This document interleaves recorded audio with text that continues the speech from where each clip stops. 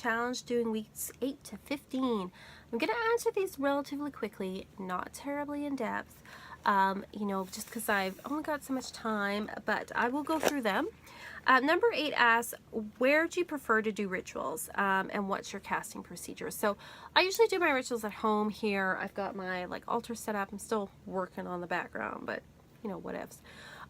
You know, usually at home is where I do rituals, especially because this is my working altar.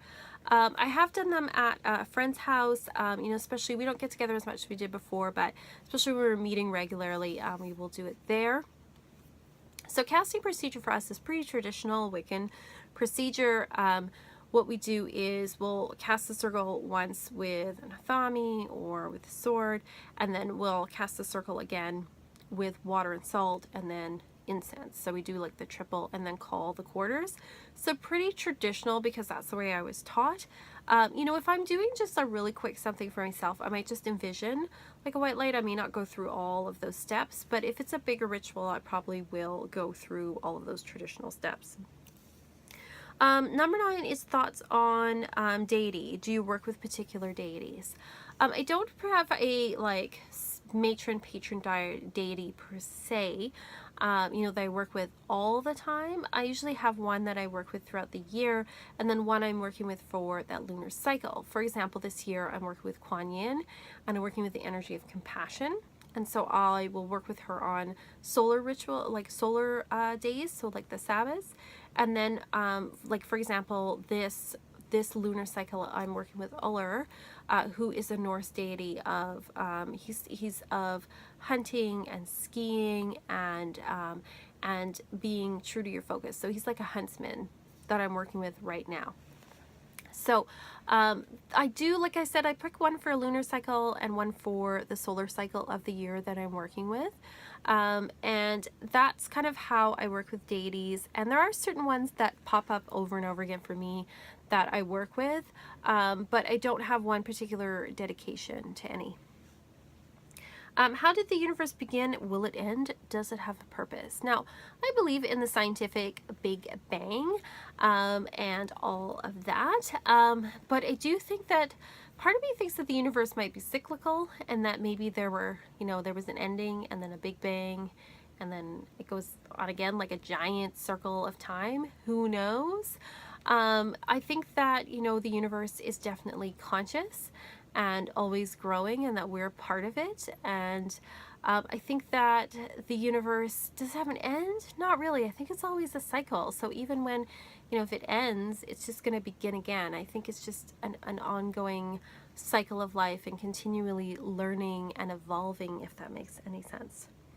How does consciousness work? Do all things have consciousness? Does the universe have consciousness? Yes.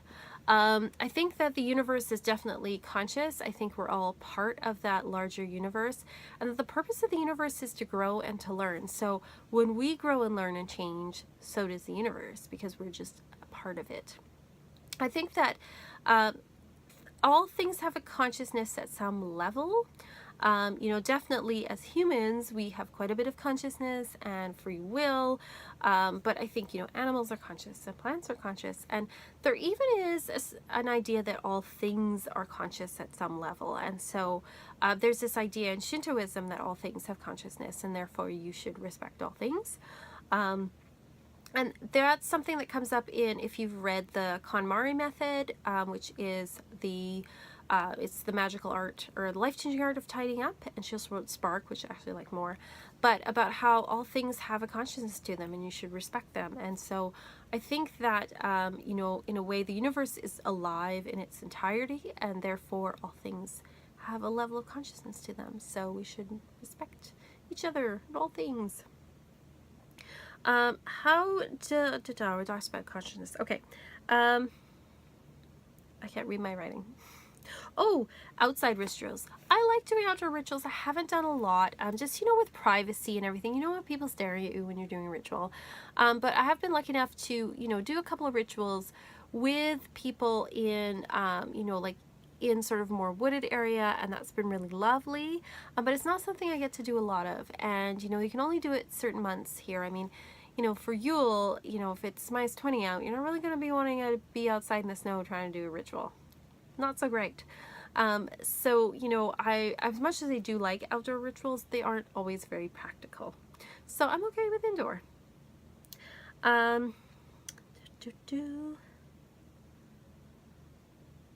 I can't read my writing. I scribbled down. Okay, well, I'll skip that and I'll go to the next one. Oh, other worlds, other realities. Are there other dimensions? Yes, of course there are.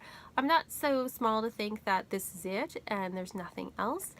You know, I do definitely believe in an afterlife. I believe that there's like what some people might call a fairy realm that exists kind of side by side with us. I think that there is probably more realms that we even know.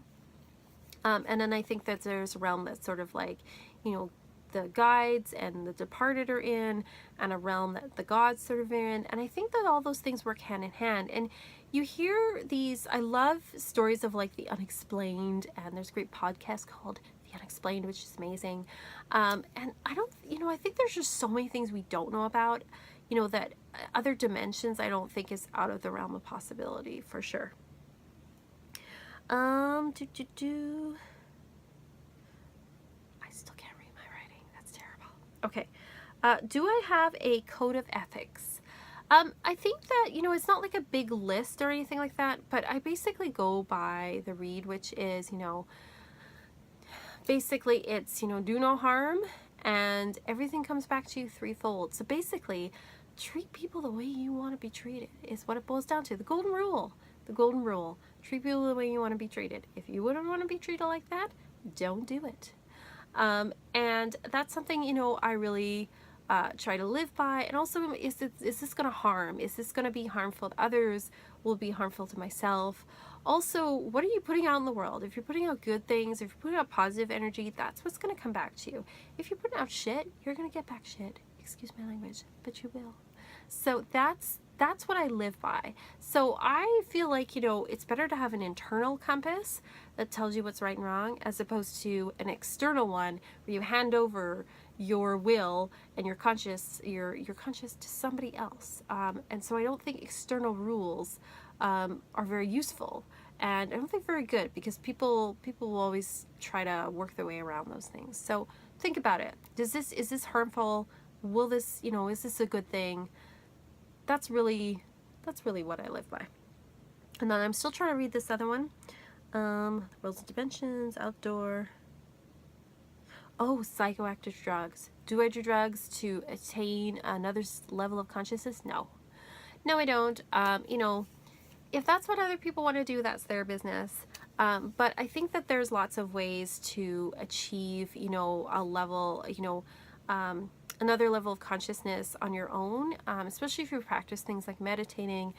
If you're somebody that's more sensitive spiritually, or somebody that, you know, is very intuitive, you don't need those things. And in fact, I think they can, you can create a dependency on them if that's what you're using to achieve those states. So no, I don't do that. Again, if somebody else wants to do that, that's their business, but it's definitely not me. So that's my answer to the questions 8 to 15.